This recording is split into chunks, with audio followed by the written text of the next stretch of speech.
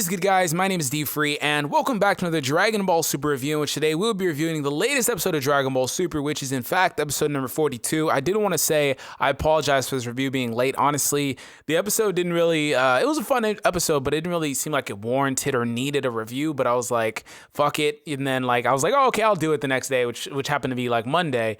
And then Monday through today, which is Thursday, passed. I was like, damn, I totally forgot, because I just been having hella videos upload and whatnot. But just quickly recapping the episode here. This is another one of those slice of life episodes. I've told you guys before, these episodes are my favorite episodes in Super. Honestly, I don't care about a lot of the other stuff a lot of people find interest in. This is the stuff that really makes me enjoy Super, just the comedy, because that's the best part in my opinion.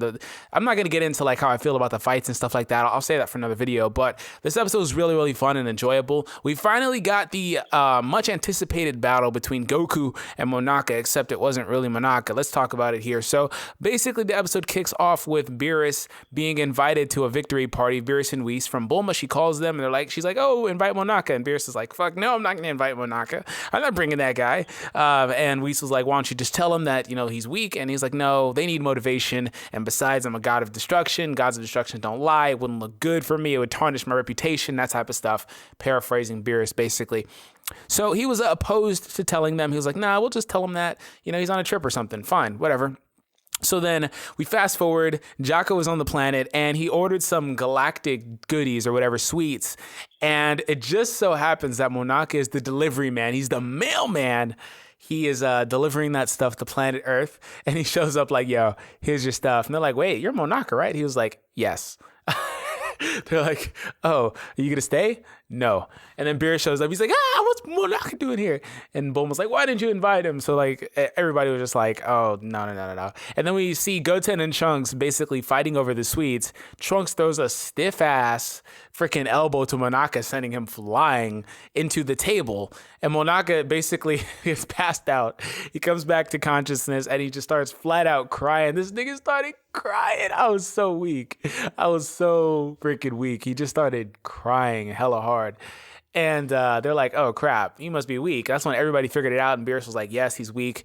But Goku's the only one that can't know about this. It kind of made sense. And I had to think about it for a second because the motivation was for Goku and Vegeta, not just Vegeta. But they couldn't avoid the fact that Vegeta saw it. But it's okay because Vegeta will still chase after Goku while Goku chases after Monaka. So Vegeta still has alternate motivation anyway. So it doesn't really matter. Monaka is more prevalent in terms of Goku. But fast forwarding from there, Goku shows up, of course, and he wants a battle. Chi-Chi sends him off to change his clothes. Beerus calls Chi-Chi a good wife, which is awesome. Because she is. People give Chi-Chi a lot of flack. They think Chi-Chi ruins characters. Chi-Chi didn't do anything to any fucking body.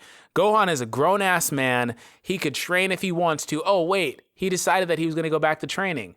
Yeah, and it had nothing to do with Chi-Chi. This man can do whatever he wants to do, and it's been that way for years. He purposely doesn't do anything. She doesn't do anything to you. Chi-Chi is a perfectly fine character. People give her way too much flack for no reason.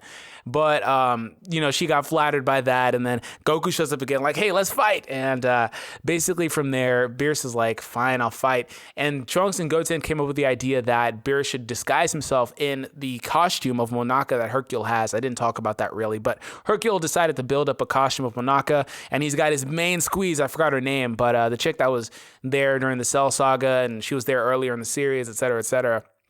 He's got her rocking the suit. So from there, they basically decide that Beerus will put the suit on, and Beerus does, and he from there goes ahead and fights Goku. And midway through the battle, Beerus starts getting, he starts getting pumped. He starts getting hyped. He's enjoying the battle. And Whis says, he had to be a spectator for basically that whole arc, and now he's just itching for a battle. So he goes in there, and they're kicking each other. Goku roundhouse kicks his head, spinning it around. Beerus' tail pops out of the costume, and then Vegeta and Piccolo show up, and they're like, oh, I can't control my body. I can't, and all that other dumb stuff. And from there, what happens after that is Beerus just gets really, really hyped once again, and they just continue the battle. And midway through the battle, they're about to clash, which is interesting. They're literally about to clash with their fists like they were doing in space, and they were creating those shock waves. But we showed up like, no. Are you guys trying to destroy the planet? So that's where the battle basically ends. And with the battle ending, that's basically the end of the episode. So there's really not anything else too much of value. One thing I did want to kind of bring up here is before the fight began, Whis did say that when they were talking about Goku's motivation, they were talking about the fact that the other gods of destructions and whatnot are brutal.